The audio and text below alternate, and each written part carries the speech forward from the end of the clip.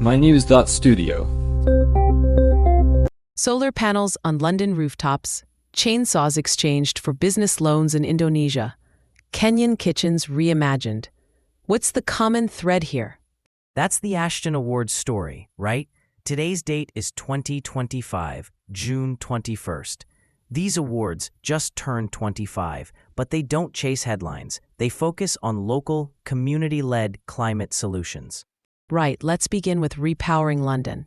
This group puts residents in charge of their own energy cooperatives. Instead of outside experts making decisions, it's the people in those neighborhoods deciding what works. So the community is steering the project, not just involved. That means the benefits really fit local needs. Could be lower bills, could be job training. But how do they keep the financial gains in the neighborhood? Profits from the solar panels go back into local programs. So far, about £250,000 has supported things like youth training for green jobs. It's more than just energy. There's an economic ripple effect. That's one approach. What about Indonesia? The ASRI project works right with indigenous communities near Gunung Palung National Park. Exactly, and they do something pretty specific. Residents can trade in chainsaws for help starting sustainable businesses. So, instead of logging, people get support for new ventures. Everything is tailored to the local context. Do they track the outcomes? It's one thing to have good ideas, but what's the proof that it's working? Illegal logging has dropped by 90% in that area. Plus, there's been a 67% fall in infant mortality, tied to better health services funded by the project. They publish these numbers, annual reports, case studies, and at events like the Ashden Awards. Burn Manufacturing in Kenya is another winner. Their focus is cook stoves. Pretty basic, but the scale is notable. Cleaner stoves have reached 28 million people, cutting pollution and saving families money. And it's not just about the stove itself. Burn adjusts the design for local cooking habits, so people actually use them. Adoption happens naturally, not because anyone's forcing it. So, what makes these projects last? Is it the way they partner with local groups? Yes, that's central. Repowering London is led by residents. ASRI relies on community forest guardians.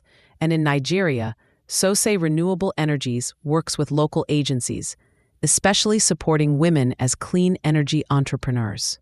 Why the focus on women entrepreneurs in Nigeria?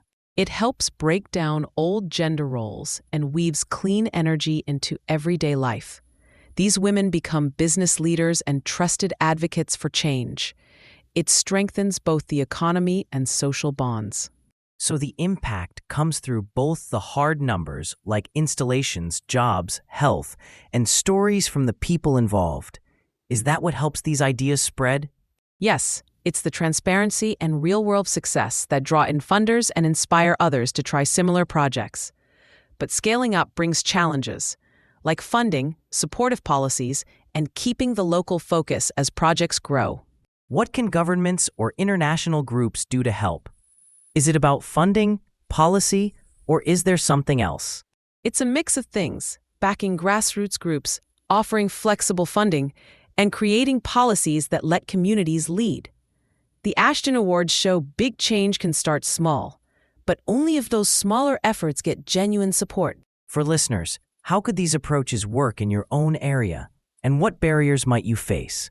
Local innovation isn't just a phrase. It's creating real results in climate action, economic opportunity, and social progress. That's the main takeaway today. Action rooted in communities, with effects reaching far beyond. Thanks for joining us as we explored grassroots climate solutions and the stories behind this year's Ashden Award winners. Thank you for listening. This episode was brought to you by mynews.studio. You can try it now for free.